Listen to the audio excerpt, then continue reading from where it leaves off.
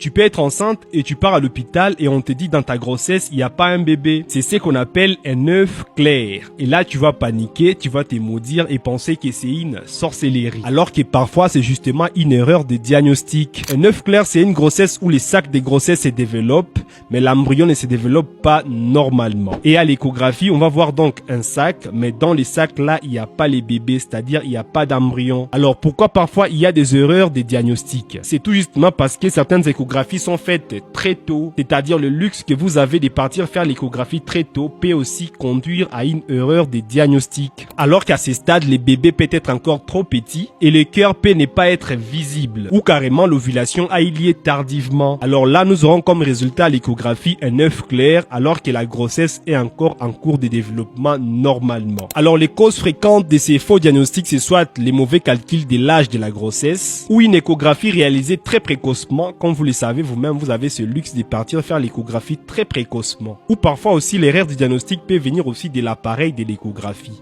Lorsque l'appareil est un peu trop vieux ou n'est pas d'une bonne qualité, ça peut aussi fausser les diagnostics. Donc il faut être aussi prudent de ne pas interrompre très rapidement une grossesse qu'on appelle un œuf clair. Car tout justement, ça peut être un faux diagnostic et nous avions vu des cas pareils où la femme a refusé qu'on interrompe sa grossesse et elle a abouti à avoir un bébé.